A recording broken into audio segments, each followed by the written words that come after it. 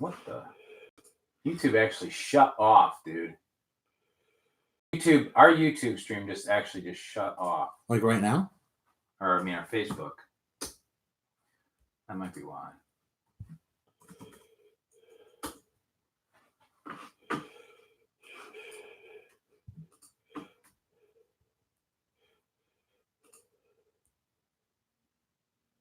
I think somehow I shut off Facebook. And now I can't. Waiting for the Northeast Tube, September 20th. Okay. So you're on now? Now I'm on YouTube. And we're going to be on Facebook here in maybe 3, 2, 1. Live chat. There you go, she says. Well, you're good. We missed out on you guys missed out on minutes and minutes of Northeast Tube Gold. And I'm really sorry about that. And here's the thing. It did the wrong camera for Facebook. So we're just going to I would just roll with it. Yeah. The people are going to see that your office is a mess. The hoarder's palace. It is. Everybody puts stuff in my office. And it's not technically my office, but I think what I should do is get a divider, like right here, so that I have like a small little box that I can call my own. If I got a divider that you're gonna have an office in your office, yeah, I think that's worth it. If I got a divider that gave me at least like 48 square feet, right back there, would that be 48? I don't think so. No, all right, 28 square feet. I could study back there in private. What we're gonna make your desk like a voting booth with 3 sides on it. That's a good idea. So, like literally, your floor space is the desk. Yeah. So if you wanted to, you could cut the center out and put your chair in there and swizzle to the small desk. That's a good idea. Yeah, that's a great idea. I think we're onto something. Yeah. All right. Can everybody hear? Did we get this in order? Because I think we're about ready to sign off, right? Yeah, it's 10:59, so we are. But 10:59. It's time to sign off. We just came back on. You guys missed a super awesome existential talk. A real thorough breakdown analysis of Jesus to Pontius Pilate, to people actually understanding Jesus and getting him. Yep. You know, including the pious view of probably the modern day church that everybody's tired of their heresy and their hypocrisy. Hypocrisy is what I'm looking for. Right. Well, that's dumb. Yeah. That's what he said. Well, I think that we're going to sign off. Well, here's one thing. Just rent The Resurrection of Gavin Stone. The Resurrection of Gavin Stone, and watch it. Sit through all the cheesy stuff I've heard. Yeah, and then when you get to the end where he's actually playing the part, now he's realized he needs Christ and he's playing the part of Jesus, and how he interacts with the adulterous woman and the rich young ruler. It's just a powerful understanding of Jesus was not this pious guy who was going around throwing out do's and don'ts and all that kind of stuff. He was a guy who literally cared to save people. That's what he cared about. Right. So I don't know. So, I mean, Rachel just popped on too. Here's the thing. 3:00 is going to be a good time. Yeah. So we encourage you to come back at 3:00. And I don't want to make this, I don't know what the word would be, but listen, they're not going to get the 4 people that are listening are mostly females. Mm-hmm. They're not going to get to go to the men's conference. That's true. So you need. So if you want access to what some of the cool stuff is for the men's conference, be here at 3:00. Yeah, and if for some reason you're in the area, Sunday morning and Sunday night. Sunday night at 5, Sunday morning at 11, and Sunday night at 5. He'll be preaching those 2 venues here this week. That's fine. Okay. Yeah. We'll just set up and I'll tell you what I'll do. You want me to sing something? You should. I'll just get up and sing like a acapella. You should. Yeah. I think that'll really be. So come see Brian sing Friday night. That'll be, well, good. At this point, that's more exciting than our new stuff in our sanctuary. Well, yeah, that's true. Yeah. And I'll tell you what, if we had a way to be mobile, which actually we do, I'll tell you what, I'm going to log on with my phone here in a little bit. I'll show you some of the stuff that we've been doing in the sanctuary. We should do it with our new camera. Oh, that's right. Pan around with our new camera. Yeah, we could do that. Yeah. All right. Maybe we'll do that a little later. We could be doing it in high quality. Yeah. And eventually, Lord willing, once we get our new studio stage set up, that's what we're going to be doing. This is what we do on our YouTube there. Mm-hmm. All these people, though, are now like, I bet we missed out on the really good stuff today. Yeah, because we have nothing to talk about now. One thing I will say this. When Stephen Manley's here today, don't expect rainbows and butterflies. Because even though we talked him up a lot, he's still just a man. Well, that's the problem. He's imperfect. This is really what we're saying, though. This is the problem. He's not a charismatic fella. No, he's not. He's really not. No. And I don't think he would take that as an insult. No, he wouldn't. I think that's really that's the way he wants to be. Oh yeah, you know, definitely. I haven't seen a quieter person in my life. No, he doesn't talk unless spoken to. He's like a Chinese lady. No, it's true. You know, it really is true. But when he speaks, it's just like pure holiness comes out. Listen, it sounds ridiculous, but it's stupid. And he would probably be slightly embarrassed that I would say something like that.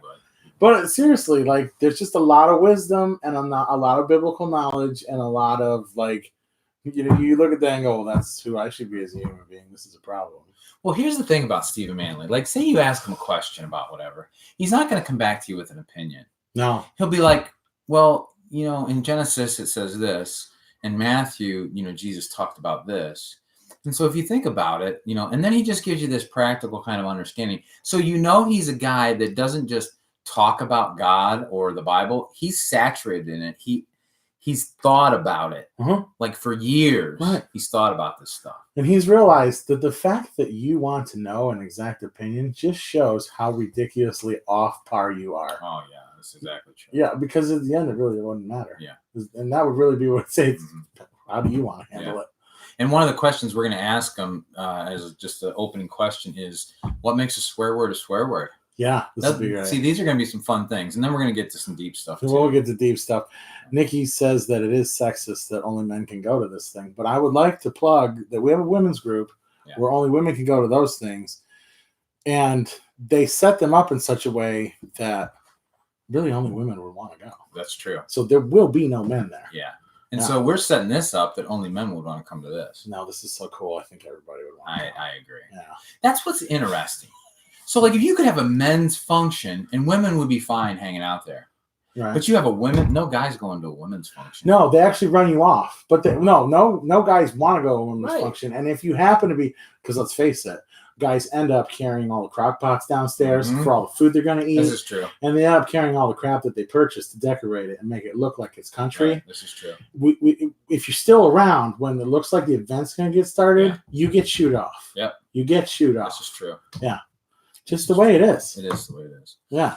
All right. Well, thanks for watching. It's past time. We're sorry for the sound problems. We'll try to get that figured out here in the next couple hours. I have to tell you that little jam session that we went through was so good that I would stare at the TV or computer mercilessly and try and read our lips. Yeah, that'd be a good idea. It was good stuff. It was good stuff. It was good stuff. We grew from it.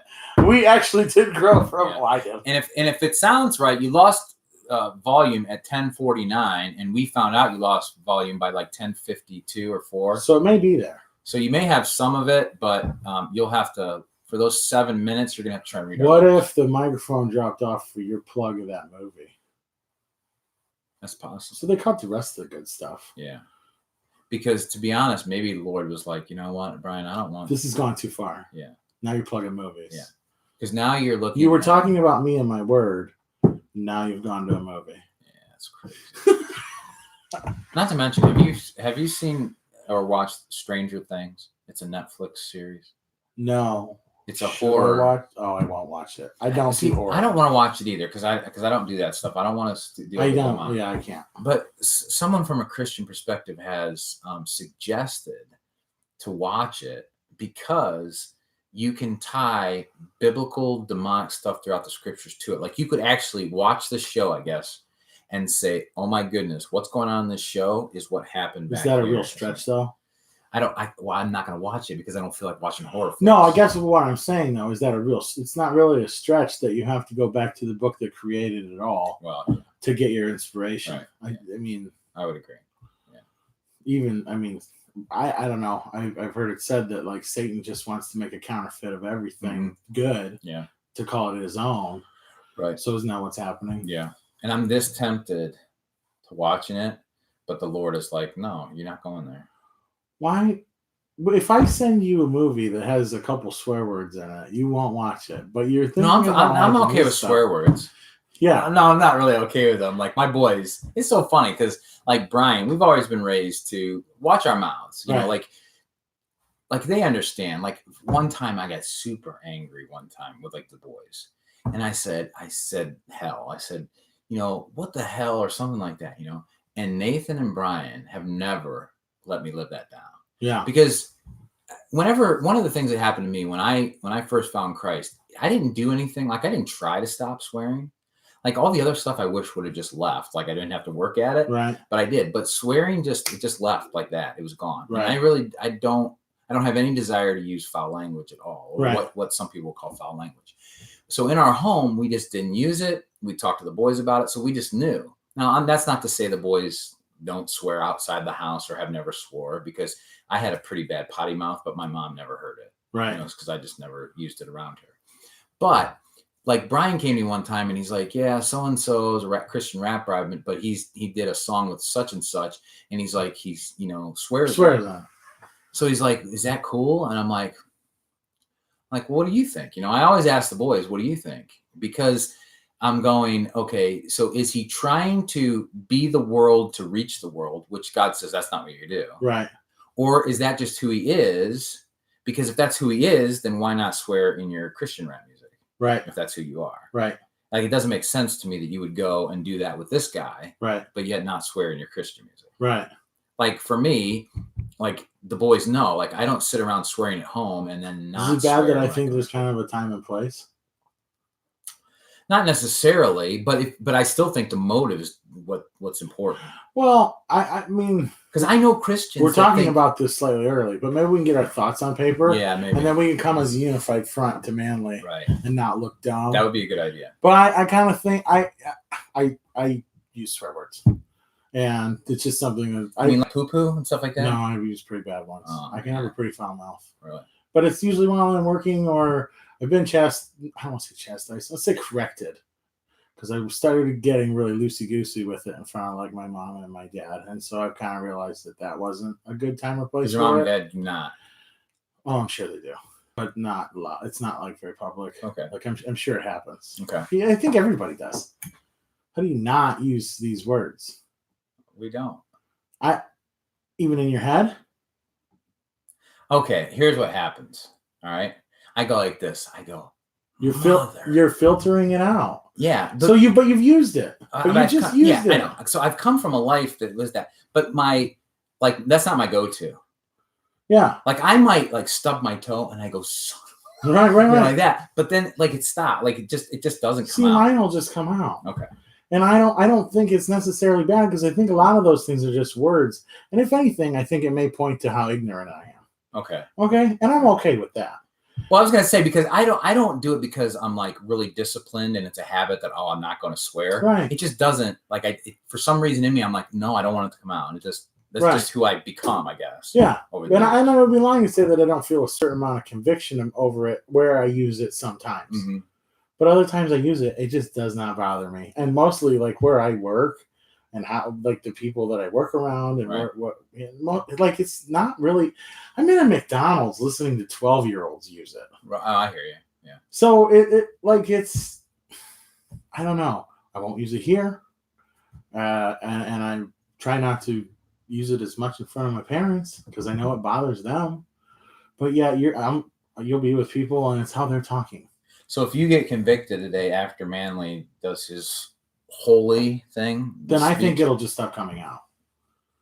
For you. Yeah. Yeah, it has to. If that's what happens. Yeah, there's no other, let's put it this way. There's no other way to get rid of sin in your life other than Christ takes it. Right. If you stop doing it, it becomes a work that you've done. Right. And that's not what And I think so this is my other point about swearing. I think it's also a manifestation of anger. Yeah. Right. Right? Yeah. And so, if you're an angry spirited person, mm-hmm. which I feel like I'm dealing with, okay, over the past couple years, all right. I think it's already limiting itself on when it comes out. Although, because now I'm paying attention to it, mm-hmm. I'll use it at work. If those people are using it at work, I'll use it at work. If they're not using it at work, I won't use it at work. I don't know, but I But don't, yet, if you were hanging out with a bunch of guys that after dinner that night they went and got a prostitute, you're not going to do that. But prostitution is clearly adultery. I don't think foul language is a commandment. All right. No, it's not a commandment. Yeah. Or a sin or a... I think that's a personal conviction by conviction. Yeah. Do you drink? Do you not drink? Do you smoke? Do you not smoke? Do you swear? Do you not swear? So that's where we're going to try to get to today. So like with Manley, we're going to try to see if he can help us help others see if there's lines for these things. Like, is there a direct commandment? Because I got a feeling what he's going to say is there's only one line, and that's the Holy Spirit. Right. If you are being convicted, what do you do with it? Right. That's the only thing that matters. Yeah. Like when my dad's like, "Can you swear in front of your mother?" Like I'm convicted. Right. I'm but like, now you got two things going on. I shouldn't. Now you got two things going on. You not only got swearing, but you got honor your mother and father. Yeah. Well, that's where I came down to. Is like, it's not honoring my mother and father. Gotcha. All right. Well, we'll be back here, Lord willing, at 3:00. We'll try to have all the sound issues done up, and until then, we will see you. Let all my. But we don't have any super cool speakers like Manly. This is rude. I'm coming to this. I'm just gonna hide or dress like a dude. Who's this, Nikki? I just read last night that it is wrong. Yeah, this is on Nikki. Hey, Nikki, what do you mean you don't have any cool speakers? I'm here every Sunday. Every Sunday, yeah. This is ridiculous. This is ridiculous. This could actually cause me to drink or swear. Cause a preacher to swear. I've heard that before. And cause a preacher to drink. Wow. This is going to be problematic now, Nikki. Thanks a lot. We really appreciate it. See what this is all about. All right, so we're going to sign off. She's saying not at the women's group. Then I'm going to suggest that you take it up with the head of the women's group. Yeah, and ask them if they'll bring in some really cool male speakers. Why couldn't men come and speak to a women's group? Would that be wrong? Yeah. It would be? Because that's not what it's about. Oh. For women's groups, it's about the food. Okay. Crafts. Okay. And if they do have a speaker, it's usually some kind of touchy-feely, like we're going to deal with your, I don't know, fill in a blank. Okay. And isn't that sweet? And isn't that special? And can I just say, though, is this completely wrong with me? Well, no, but can I just say, for our women's group, they are they're into the word, and I think they really do hit some major issues. Ephesians chapter 5 verse 4. This must be our anti-swearing hold, please. This is Brandon. Yeah, but you have to be able to interpret that concept of what is foolish talk and coarse jesting and all that. Yeah, that's what he's talking. That's the text, right? I'm guessing Galatians. Ephesians 5. Ephesians 5:4. And there must be no filthiness and silly talk and coarse jesting, which are not fitting, but rather giving of thanks. For this is no. Yeah. Okay. So that means all the silliness that we just went through today, we're going straight. No, really, that's really what it means. And I think you have to take it on a case by case context of where you are and how it is, and it points to this idea. Not Brandon. Oh, that's me, not Brandon. She really wants all the credit for that one. That was Nikki.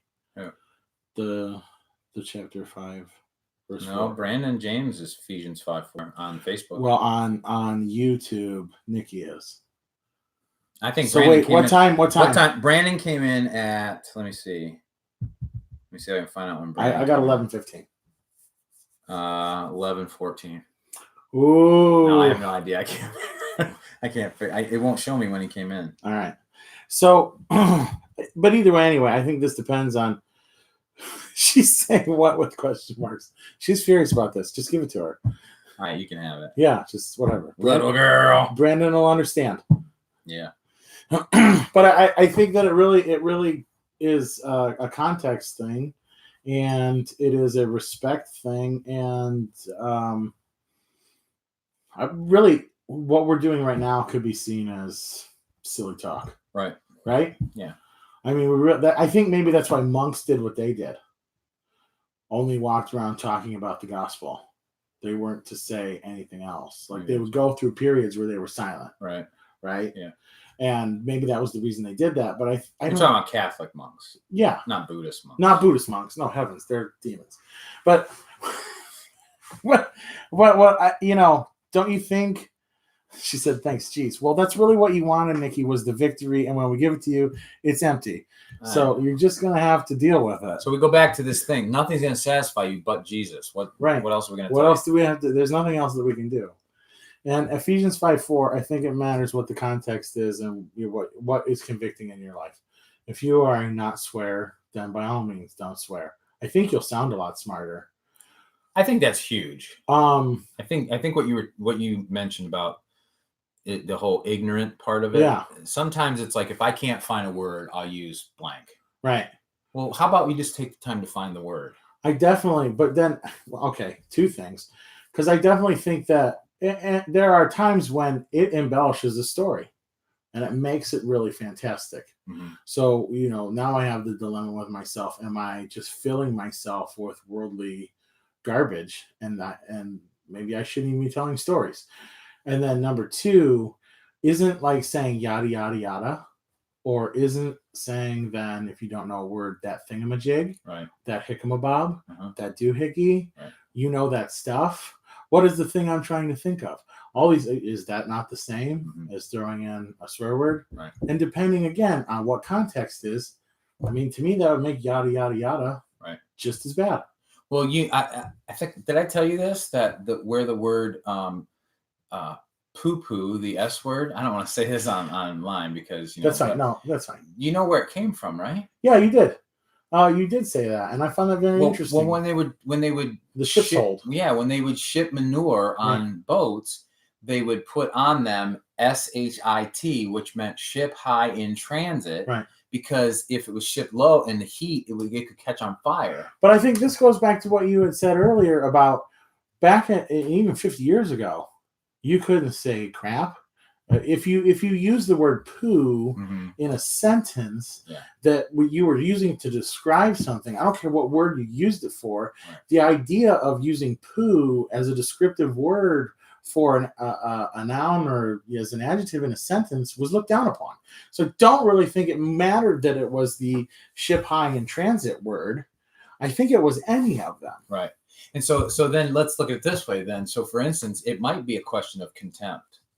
Like if I see you and I go, you're nothing but a blank, I'm holding contempt. You're worthless. You're this, you're that. Yeah. And so at that point, what matters what word it is? Exactly.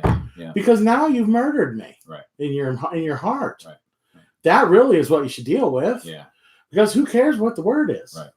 Brandon said, if you talk like the world, how will they know the love of Christ? He says, using language like potty talk, he calls it, like the world, how can they know that you're a follower of Christ? I would hope that there would be a million other things that show, because if you're going to convict me about all my worldly problems, that is the way I'm a follower of Christ or not, it's a conviction on my heart all by itself that maybe you don't. Yeah. But I would like to know who is. Yeah. Show me the one person that doesn't do anything that you can go, now that's a follower of Christ. Right. And I think, too, what John wrote about and what Christ taught, and that is you will know the disciples by their love for one another.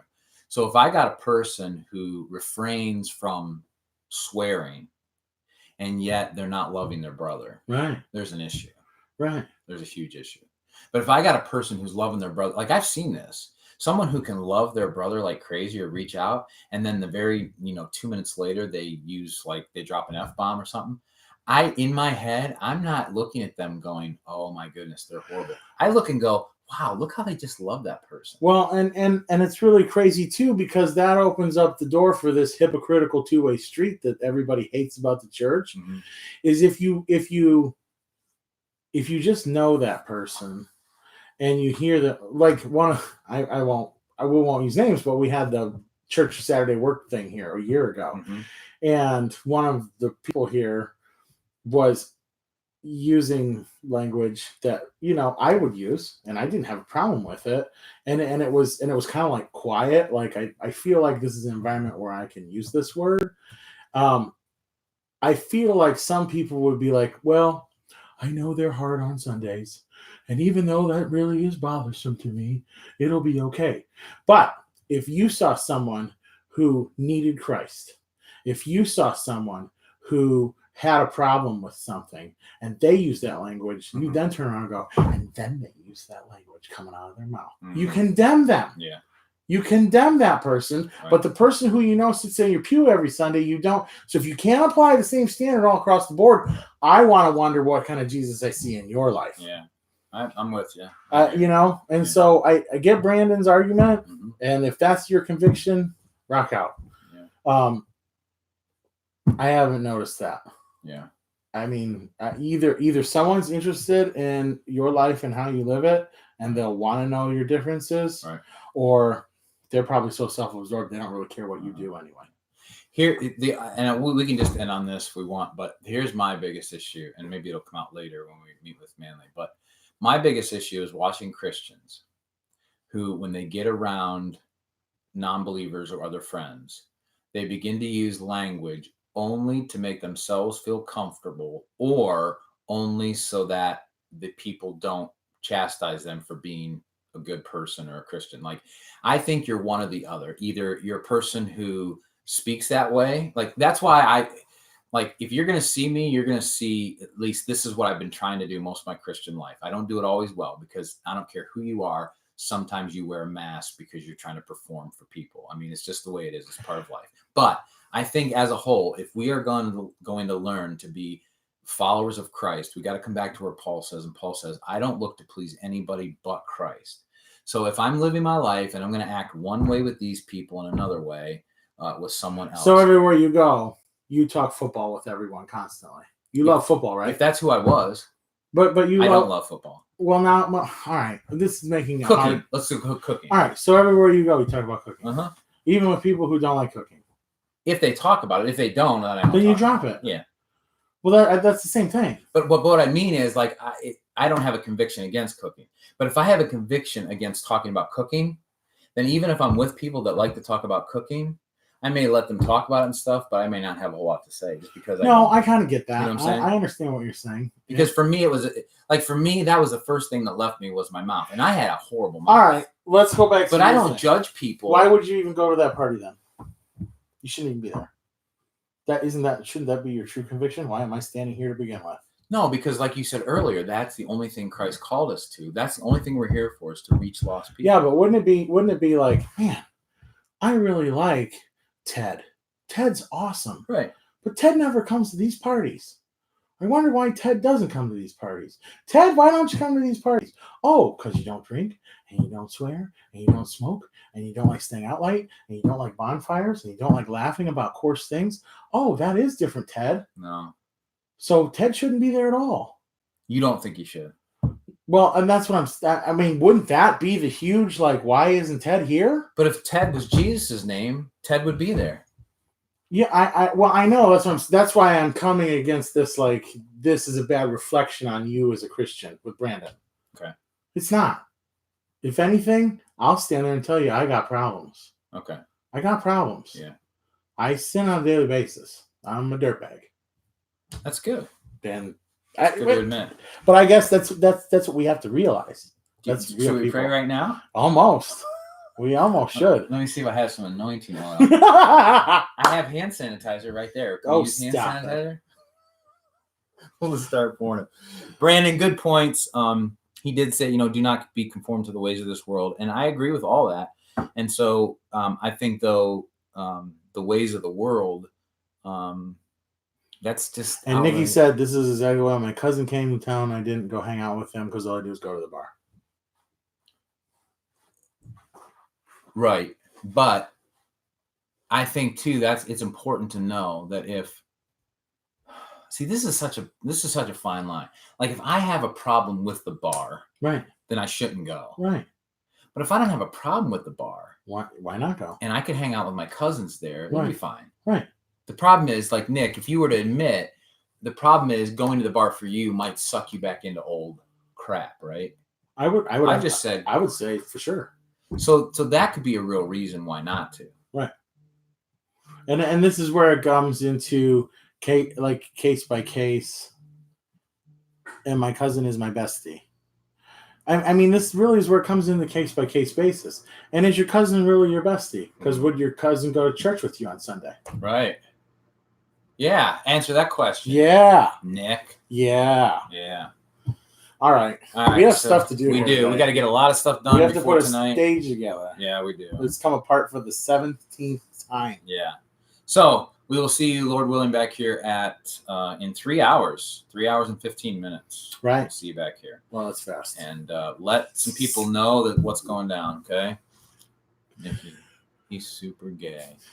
We know who you're talking about, Nikki. Yeah, we know who you're talking about, Nikki. We were leaving it alone. Yeah, we were leaving it alone. But now that you want to open up a can of worms, you just opened it. So maybe at 3 o'clock we'll talk about that because we'll see what we'll see what roads we go down. Yeah. All right. So we'll see you later. All right. Bye, peeps. You just called him peeps. Is peeps bad? No. I didn't think it was. Is it a bad word? I don't know if it's a bad word. I would say it's silly, and I think silly is bad talk.